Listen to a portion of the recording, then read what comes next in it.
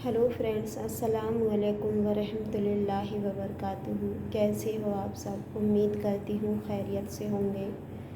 तो मैं आज आपको एक ख़तरे से सावधान करना चाहती हूँ जो कि मेरे साथ हुआ है। कल मेरे पास एक कॉल आई थी कि LIC की तरफ से आपके कुछ पैसे आए हैं और वो आपके पेटीएम पर ट्रांसफ़र करने हैं, तो क्या मैं इसी नंबर पर ट्रांसफ़र कर दूँ? तो मैंने उससे कहा कि जी हाँ, इसी नंबर पर कर दो। तो उसने कहा कि 15,000 आए हैं और मैं उसमें से 10,000 रुपये आपके नंबर पर डालता हूँ पहले, उसके बाद 5,000 और डालूँगा। तो उसने मेरे नंबर पर कोई मैसेज भेजा जिसमें 10,000 लिखा हुआ था।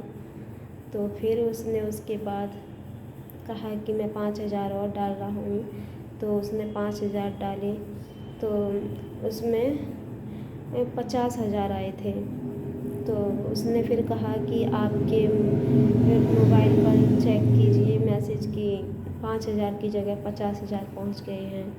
तो मैंने मैसेज देख कर के कहा कि जी हाँ, 50,000 ही आए हैं। तो उसने कहा कि तो इसमें से मुझे 45,000 रुपये वापस कर दो। तो फिर तो उसने मुझसे कहा था कि फ़ोन मत काटना, इसी तरह से वापस कर दो। तो मैंने उसके मोबाइल पर अपना पेटीएम चालू किया और उस पर मैंने 45,000 रुपये डायल किए और मैंने उसके नंबर पर सेंड किए। तो मैंने देखा कि मेरा पेटीएम तो खाली था। मेरे पेटीएम में सिर्फ़ 1 रुपया पड़ा था। अल्लाह का शुक्र है कि उसने मुझे इतने बड़े ख़तरे से बचाया, वरना अगर मेरे पेटीएम में पैसे होते तो वो सारे के सारे उस पर चले जाते। तो फिर मैंने उससे कहा कॉल करके कि मेरे पेटीएम में तो बैलेंस ही नहीं है, मेरे पेटीएम में सिर्फ़ 1 रुपया पड़ा था और 1 ही रुपया है। तो उसने फिर मुझसे कहा कि आपके पेटीएम में पहले कितने रुपए थे? मैंने कि 1 ही रुपया था। तो फिर उसने कहा कि तो ठीक है, कोई बात नहीं, और मैं बैंक में कॉल करके पूछता हूँ कि पैसे आखिर गए कहाँ। तो इस तरह से उसने मुझे धोखा दे करके कॉल काट दी और फिर उसके बाद मैंने कॉल की तो उसने मेरी कॉल रिसीव नहीं की।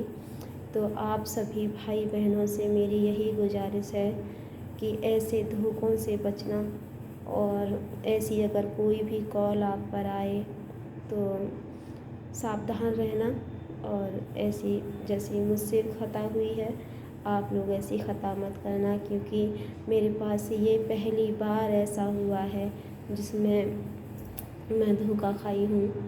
तो मगर मैं अल्लाह का शुक्र अदा करती हूँ कि अल्लाह का बहुत बड़ा एहसान है मुझ पर कि उसने मुझे बहुत बड़े ख़तरे से बचाया। और आप सभी भी इस ख़तरे से बचिए और सावधान रहिए। खुदा हाफिज।